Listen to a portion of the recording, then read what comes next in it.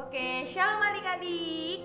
Nah, kali ini berjumpa lagi di Sekolah Minggu. Nah, sekolah minggunya ada berita bagus buat adik-adik semua. Sekolah minggunya tanggal 13 September sudah bisa dilaksanakan dengan cara offline. Jadi adik-adik silakan datang tuh ke gereja, ke pastori. Nah, pasti adik-adik bakal ada suasana baru di pastori karena pastorinya selesai direnovasi. Gitu ya. Tapi kakak tetap bikin yang online YouTube karena fungsinya untuk bagi adik-adik yang nggak bisa datang ke gereja gitu ya. Oke, sebelum kita mulai sekolah minggu, kita berdoa dulu ya. Sikap doa. Tuhan Yesus, selamat pagi Tuhan. Terima kasih atas kasih karunia Tuhan. Kami boleh melakukan sekolah minggu Tuhan. Kiranya tangan kuasa-Mu sendiri yang boleh bekerja untuk setiap sekolah minggu kami Tuhan. Kami juga berdoa untuk teman-teman kami Tuhan. Engkau juga menyertai mereka dan Engkau juga menyertai kami Tuhan. Kau berkati orang tua kami di dalam nama Tuhan Yesus. Kami berdoa mengucap syukur. Mari yang percaya sama-sama katakan amin. Siapa anak Tuhan? Saya. Siapa anak Tuhan? Saya. Siapa anak Tuhan? Saya. Oke, nah sekarang kakak tanya nih. Sebelum memasuki materi pada minggu ini, kakak mau tanya, kemarin Kak Fani ngomong tentang apa nih temanya? Yuk, apa Kak Fani kemarin ngomong tentang apa? Ya, orang tua. Ya, tentang orang tua. Kita harus patuh sama orang tua, harus taat sama orang tua karena itu perintah di hukum Taurat ya, hukum Taurat. Oke, di mana letaknya hukum Taurat kemarin? Yang ada 10 hukum itu yang didapetin Nabi Musa. Di mana kemarin letaknya? Di kitab mana? Iya, Keluaran pasal yang ke-20 ayat yang ke-1 sampai berapa? 17 ya. Dibaca belum? Masih dibaca belum? Jangan-jangan belum dibaca. Yang belum baca silakan baca ya. Jangan lupa kitab suci harus dibaca ya. Biar tahu isinya itu apa gitu. Oke, hari ini kita mau berbicara tentang ketaatan. Setelah membicarakan orang tua, rasanya tidak patuh kalau tidak abdol ya, tidak serasi kalau kita tidak membicarakan tentang ketaatan ya. Taat. Oke, dalam KBBI, taat itu artinya adalah senantiasa patuh pada perintah ya. Senantiasa patuh kepada perintah, khususnya perintah Tuhan. Nah, kakak akan memberikan satu contoh nabi yang cukup familiar, bahkan sangat terkenal kisahnya di Alkitab. Kira-kira nabi siapakah itu? Oke, kita sama-sama buka ya. Siapakah nabi ini? Jeng. Kita buka Alkitabnya. Kejadian pasal yang ke-6 ayat yang ke-9 sampai seterusnya. Nanti dibaca sendiri ya untuk ayat seterusnya. Kejadian pasal yang ke-6 ayat yang ke-9 kita baca 1, 2, 3 judulnya aja ya. 1, 2, 3 Riwayat Nuh. Nah, ini Nuh adalah nabi yang akan kakak ceritakan pada pagi yang indah ini. Pagi, siang, sore, pokoknya hari yang indah ini ya. Jadi Nuh ini adalah orang yang cukup terkenal kisahnya di Alkitab ya. Oke, berawal dari kejahatan manusia yang sangat jahat. Jadi manusia sangat jahat perilakunya di bumi ini, suka mencuri, suka bohong, suka memusuhi temannya, suka suka kayak mukul teman. Pokoknya jahat, manusia jahat banget. Seluruh manusia di muka bumi jahat. Nah, akhirnya Tuhan itu mempunyai inisiatif atau pemikiran rencana untuk memusnahkan seluruh manusia jahat itu. Nah, dengan cara mendatangkan air bah yang waktu itu turun hujan 40 hari 40 malam tanpa berhenti gitu. Nah, tapi ada satu orang yang dipilih Tuhan untuk menyelamatkan makhluk makhluk yang nantinya akan diselamatkan Tuhan juga. Siapakah orang itu? Ya benar, Nabi Nuh. Nabi Nuh ini adalah orang yang dipilih Tuhan untuk menjadi alatnya. Dikarenakan Nuh itu cuma satu-satunya waktu itu, Nuh dan keluarganya satu-satunya umat Tuhan yang masih setia sama Tuhan. Jadi gak melakukan hal-hal yang jahat. Nah kayak di yang pasal 6 tadi ayat yang ke-9 kakak itu baca, inilah riwayat Nuh. Nuh adalah seorang yang benar dan tidak bercela di antara orang-orang sezamannya, dan Nuh itu hidup bergaul dengan Allah. Jadi Nuh itu benar-benar gaul banget dengan Allah gitu. Oleh karena itu Nuh dipilih Tuhan untuk menjadi alatnya, dipilih Tuhan. Nah oke. Kemudian setelah Nuh dipilih oleh Tuhan, Tuhan bilang ke Nuh, Nuh, bangsamu itu terlalu jahat. Aku akan memusnahkan bangsamu itu, ya, dengan cara mendatangkan air bah 40 hari 40 malam. Oleh karena itu kamu, Nuh, harus membuat bahtera. Harus membuat bahtera. Bahtera itu kapal yang bom besar kapalnya. Ukuran bahteramu itu harus 300 hasta panjangnya, Nuh. Terus habis itu lebarnya 50 hasta, Nuh. Habis itu tingginya jangan lupa 30 hasta, ya. Terus Nuh, kapalmu itu terbuat dari kayu gofir, ya. Jangan pakai kayu yang lain, kayu gofir aja gitu.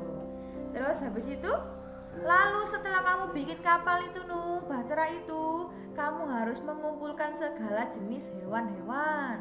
Hewan-hewan ini sepasang, Nuh. Setiap jenis hewan satu pasang.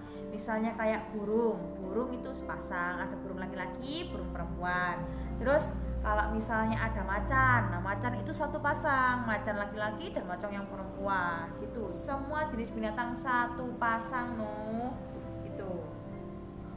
Nah, Nuh terbukti sangat taat dikarenakan Nuh itu percaya penuh sama Tuhan. Nah, Nuh dibuktikan, ya, ketaatannya Nuh itu terbukti dari Nuh menjalankan semua yang diperintahkan Tuhan itu tanpa mengeluh, ya, tanpa mengeluh. Lalu Nuh melakukan semua itu tanpa mengeluh. Kita lihat di ayat yang ke-22. Lalu Nuh melakukan semuanya itu tepat seperti yang diperintahkan Allah kepadanya. Demikian dilakukannya. Jadi dilakukan tanpa mengeluh dan dilakukan pas persis kayak yang Tuhan mau gitu. Terus habis itu, nah Nuh menjalankan semuanya itu dengan taat dan setia. Bayangkan kapal segede itu, ya, dibikin Nuh yang bikin, ya ampun, kapalnya gede, tapi Nuh nggak pernah mengeluh sedikit pun untuk melakukan itu, ya. Terus adik-adik, apakah adik-adik tahu bahwa Nuh melakukan perintah Tuhan itu penuh dengan tantangan dan penuh dengan rintangan. Salah satunya ini, ya, Nuh membuat kapal itu begitu gede, begitu besar, ya. Nah itu salah satunya, tapi nggak mengeluh. Terus adik-adik, kalau adik-adik tahu kapal atau perahu, nah itu di mana biasanya? Di mana membuat adik tahu kapal dan perahu? Di laut, Kak. Oke, di laut. Terus di sungai, Kak. Oke, di sungai. Terus di danau, Kak. Benar banget, di danau, di sungai. Pokoknya semua tempat yang ada airnya, ya, biasanya, ya, ada air. Nah itu ada kapalnya, ada perahunya. Tetapi Nuh ini membuat bahtera di darat. Gimana membuat kapal di darat? Makanya Nuh ini sampai dapat cemoohan, sampai diejek sama orang-orang sezamannya, tetangganya diejek sama pokoknya orang-orang pada zaman itu. Nuh, kamu itu loh, kok aneh bikin bahtera kok di darat, kok aneh mbok yang di laut-laut sana gitu, sampai kayak gitu. Terus Nuh itu bikinnya itu selain di darat, yang kedua, Nuh bikinnya itu pada saat musim kemarau. Loh, ya apa Nuh? diajak lagi sama orang-orang di sekitarnya, sama tetangga-tetangganya. Nuh, kamu kok bikin bahtera di waktu kemarau sih? Yakin dah bikin bahtera waktu kemarau itu? Kamu beneran tak kamu bikin bahtera di waktu malam itu, ha? Di waktu kemarau. Nah, wong gak mungkin lah kemarau banjir, nuh. Pokoknya bener-bener diejek sama semua orang pada zaman itu. Nuh bener-bener dianggap aneh. Tetapi yang perlu kita teladani dari Nuh adalah Nuh tidak menghiraukan sama sekali semua ejekan itu. Tidak menghiraukan. Nuh tetap taat, tetap patuh sama Tuhan. Nah, begitu. Karena Nuh percaya bahwa Tuhan itu pasti punya rencana gitu. Nah, setelah itu Nuh menyelesaikan semua tugasnya dengan baik ya. Setelah bahteranya udah jadi semua itu, habis itu Nuh masukin semua sepasang binatang dan mulailah hujan itu datang. 40 hari 40 malam datanglah hujan. Nah, tapi orang-orang pada zaman Nuh itu berusaha, Nuh, ayo masukkan aku dalam bahteramu, Nuh, tolong Nuh. Tapi bahtera itu nggak bisa dimasuki selain Nuh. Karena apa? Karena Tuhan sendiri yang telah menutup pintu bahtera itu. Jadi nggak ada satupun yang bisa membukanya. Jadi yang masuk dalam bahtera itu adalah satu, Nuh. Kedua adalah istrinya. Ketiga adalah 3 orang anaknya. Dan yang keempat adalah menantunya. Berarti totalnya ada 8 orang yang masuk ke kapal Nabi Nuh. Nabi Nuh dan istrinya, 3 orang anaknya, 3 orang mantunya masuk dalam bahtera gitu ya. Nah, setelah itu semua ada air bah mati dan meninggallah semua makhluk yang ada di bumi, baik manusia, baik hewan-hewan ya. Pokoknya yang selamat cuma Nuh dan keluarganya aja beserta sepasang dari hewan-hewan yang ada di bahteranya Nuh itu. Gitu. Nah, terus yang bisa kita pelajari dari Nuh, yang pertama adalah Nuh taat pada perintah Tuhan. Nuh taat pada perintah Tuhan dan tidak mengeluh sedikit pun, ya. Jadi semua dijalani dengan sungguh-sungguh.